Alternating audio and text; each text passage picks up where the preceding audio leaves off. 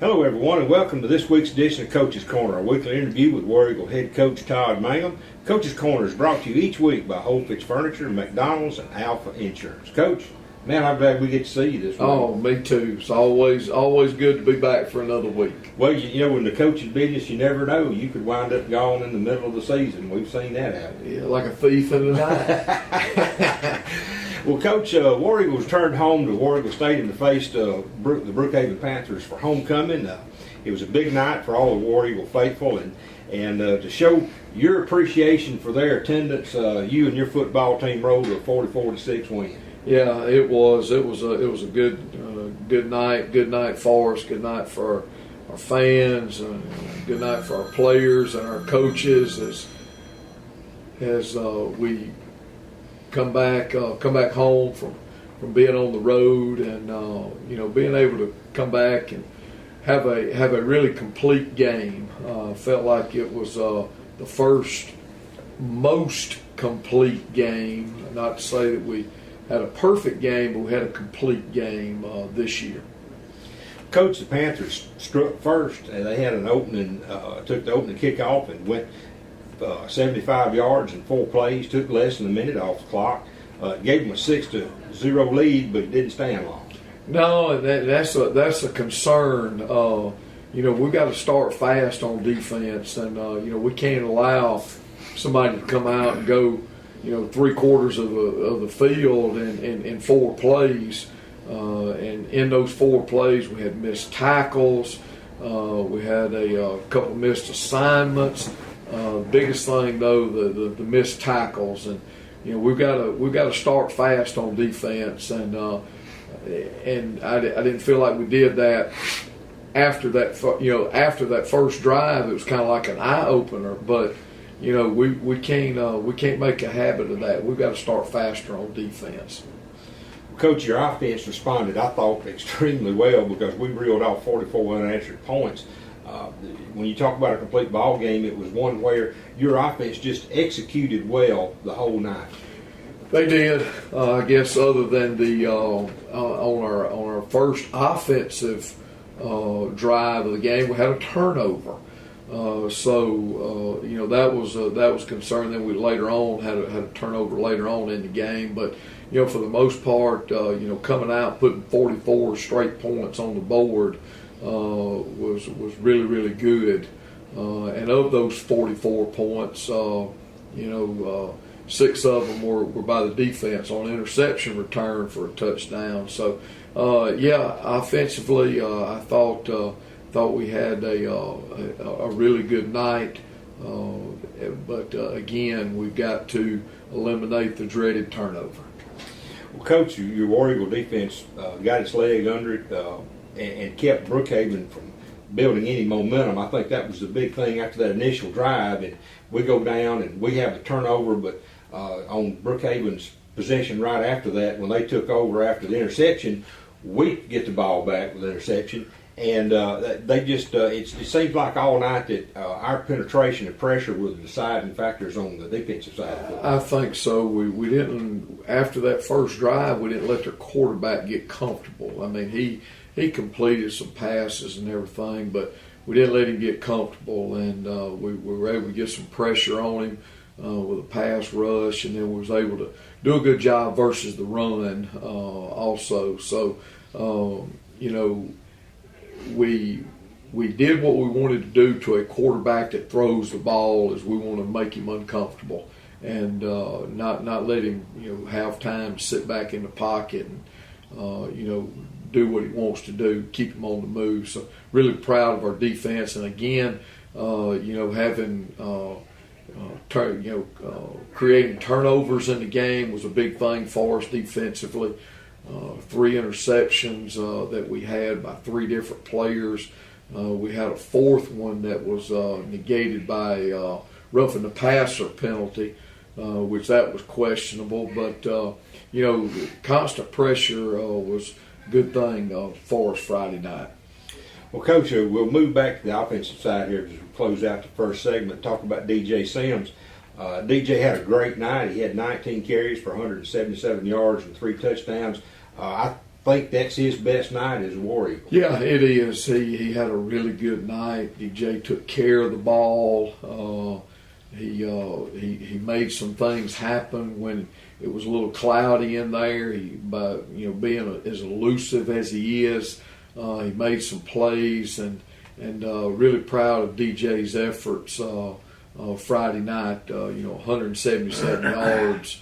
The touchdowns are going. If you have that many yards, the touchdowns are going to come. But when you do the math, 19 carries for 177 yards is a pretty good yard per carry average. Well, that reflects well on the offensive line, doesn't it? Yes, definitely. I thought they did a good job. I thought that possibly was our best game as an offensive line unit Friday night. And as we've said time and time again, Kenny, it takes time for those guys to gel and mesh and work together, and Friday night they did. Coach, we appreciate your comments. Folks, we'll be back in a moment after hearing from the fine sponsors to bring you Coach's Corner.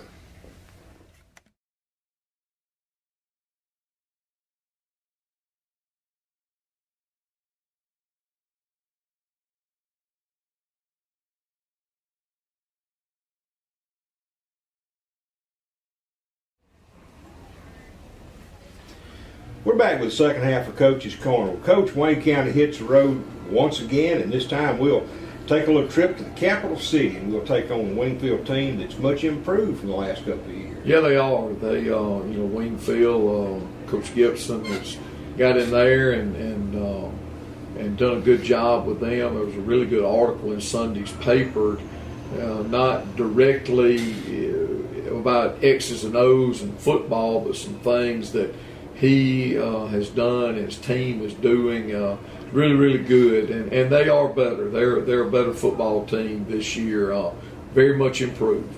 Well, Coach, in years past, we've seen where they've had some great athletes, and frankly, lack of discipline has been one of their issues. But he's changed that, and based on that article, he's found a way to help change that. Yeah, he has, and they're gonna come out and they're gonna run the football. They're not going to do anything fancy. They're going to keep it simple. They're going to run the ball and throw it, a little bit here and there. But got a big running back. We look at the 3 games they won. They scored 62 in one, 53 in one, and then 8 in the other. So they're a very much improved team, and they're doing it by running the football. Well, Coach, we talked about that. They're going to hit you with a power set. They're going to run behind the power, unbalanced. And as you just said, they've used that combination not only to win 3 games, but they broke what was the longest losing streak in the state and looked pretty good doing it. Yeah, they did. And I don't care who you play. When you go out and execute and, score 50, 60 points, it does a lot for the confidence of your players, especially when a program has been down. So there's a lot of excitement at Wingfield right now. Well, Coach, your defense is not anything really that complicated either. It's a reflection of the offense and their philosophy, just keeping it simple, and they just line up, and you just have to stay on your blocks if you won't have any success against them. That's it. They're going to be in basically a 5-2 defense, and nothing fancy. 11 guys just going and trying to tackle the man with the ball, again, that confidence on defense comes from what they've been able to do offensively, and winning helps. And these players at Wingfield have now been able to now taste some success. Well, Coach, let's spend the rest of this second segment talking about some things here. Of course, we'll be on the road this weekend. But let's talk about the district picture. It's starting to shape up now because we've got Laurel and West Jones and Pearl River Central pretty much being the front runners, and we've still got all 3 of those guys to play. Yeah, no doubt. A big game this weekend. Laurel plays Pearl River Central on the road, so that'll be a big pivotal game for Laurel and for our division picture. Pearl River Central kind of started their non-division schedule a little tough this year. Coming out, I believe, about 1-3, and now they're 1-1 in the region. West Jones plays Brookhaven this week, which will be a tough game for them. Brookhaven's not a bad football team, and West looks solid as usual. And then, of course, we play Wingfield, and then South Jones will play Natchez. So, right now the teams in our division that we thought would be some of the division leaders, we have yet to come, but they're getting ready and going to play each other. So this picture is going to become more and more clear as the weeks go. Coach, the work continues here at the stadium. We've got sign on the highway side out there at War Eagle Stadium, and man, it looks good. And then we've got some other things. The video board should be they should be putting it in just any time, and of course, work on the field house continues to go up. Yeah, there's a lot of things going on. I think that's really classy. Our War Eagle Stadium sign out in front of the stadium looks really, really good. We're in the process of getting some banners that will hang off the back of the stadium that kind of have our accomplishments that we've had in football here over the years, as well as our other sports. Kind of a little accent to our stadium, and video board is still in production and everything, and it should be here, hopefully be here, before the end of the season. And then, like I said, the field house project is coming along. Matter of fact, this week I think they're supposed to start laying blocks and all this week. So, seeing a lot of continuing improvements to our stadium, to our facilities, and it's something that our players definitely deserve. Well, Coach, going to Jackson and playing up there, anytime we go on the road, we've had some good crowds this year, and we certainly need another good crowd this week. Oh, no doubt about it. That's not even a concern. I know our people's going to be there, just as we always are. When we went to Natchez, just like this week, our people will equal or exceed the home team. So I know our people's going to come out. We want them to come out and be a part of this success that our team is going through right now.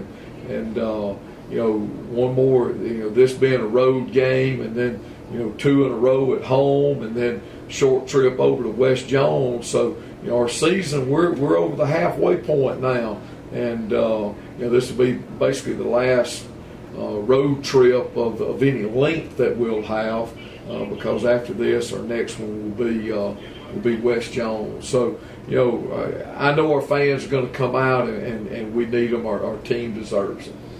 Coach, as always, we appreciate you taking time to visit with us and go over some stuff that our fans I know like to hear, and we want to wish you good luck this week against Wingfield. Thank you, Kenny.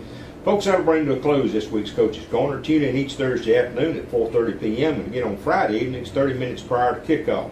I want to say thanks once again to our sponsors, Whole Fitch Furniture, McDonald's, and Alpha Insurance. For head coach Todd Mangum, this is Kenny Odom. So long.